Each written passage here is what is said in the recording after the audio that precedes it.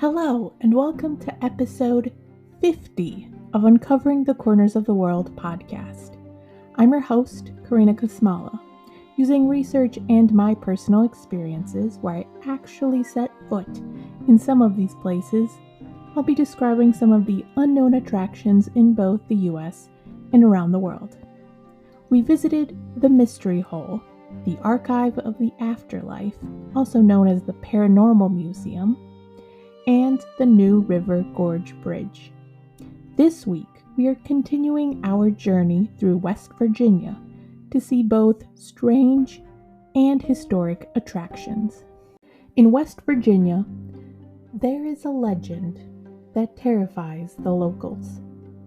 In the 1960s, locals reported seeing a 7-foot human-like creature with the face of a moth, leathery wings, and piercing red eyes. They named this creature Mothman. Mothman was first sighted in 1966 in the small town of Point Pleasant, West Virginia, by two couples who saw a strange, tall creature that was flying at over 100 miles per hour. Others reported that gravediggers saw the creature 3 days before the couples did. Theories claimed that the Mothman appeared at disastrous events, such as the bridge that collapsed between Point Pleasant, West Virginia, and Gallipolis, Ohio. One of the attractions that explores this legend is the Mothman Museum, located at 400 Main Street in Point Pleasant, West Virginia. The Mothman Museum is the only museum dedicated to the Mothman. This includes Mothman artifacts and a whole assortment of souvenirs, such as t-shirts, police reports of people who spotted the original Mothman, and props used in movies. Outside the museum is a 12-foot metal statue of the creature created by Bob Roach, with a plaque describing the legend. The legend of Mothman is also tied to a location where the Mothman lived in 1966 to 1967. Some people claim that the Mothman lived in the TNT area, or West Virginia Ordinance, that stretches more than 8,000 acres. It's located at 6182 Ohio River Road in Point Pleasant, West Virginia.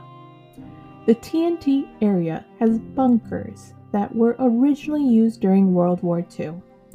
The West Virginia Ordnance Works manufactured ammunition and explosives in these bunkers. Since then, trees covered up most of the area and the bunkers, and the area today is used as a hunting and fishing ground. Some of these bunkers are on private property. However, there is an option to tour the bunkers that includes stories of people who claimed to see or encounter the Mothman.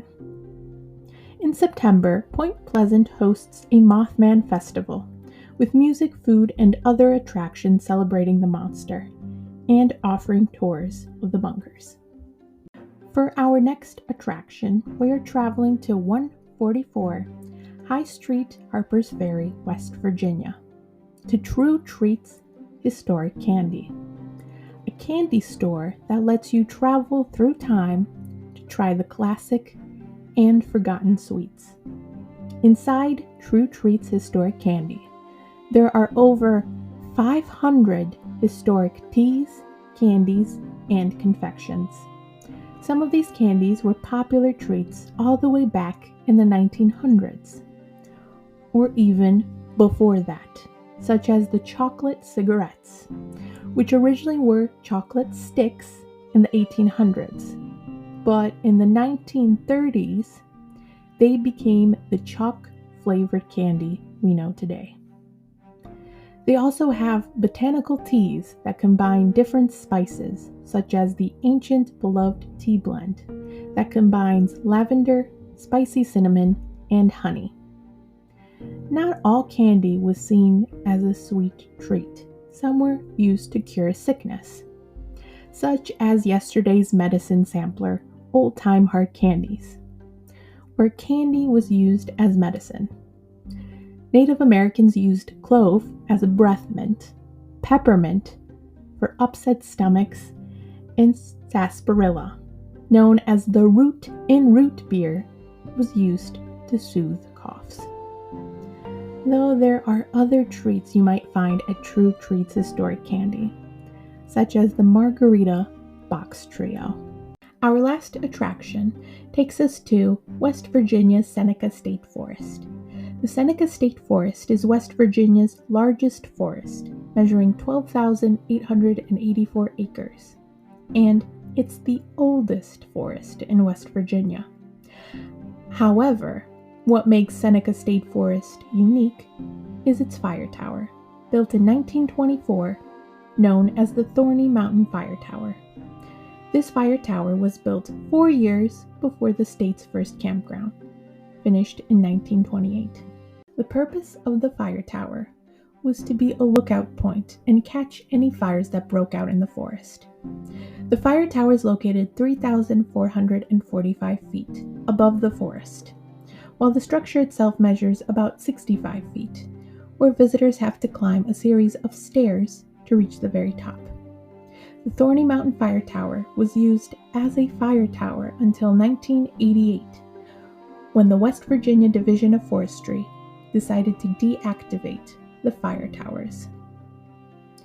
Since 1924, the fire tower has undergone renovations, and today it serves as a cozy cabin where visitors can stay the night in. The cabin is 14 by 14 feet and has no electricity and no running water. The cabin has a 360-degree window that gives visitors a panoramic view of Cheat Mountain, Bald Knob, which is one of the highest mountains in West Virginia, Green Bank, and Brown Creek Valley. Seneca State Forest has other attractions such as biking or hiking across the 12 trails, or fishing for catfish, largemouth, trout, bass, and bluegill in the Seneca Lake or nearby river. Thank you for listening to this week's episode. If you're wondering what else is there to know about Mothman, check out the website, The Ohio State University, and the article Mothman, a West Virginia Folklore, and the website mothmanmuseum.com.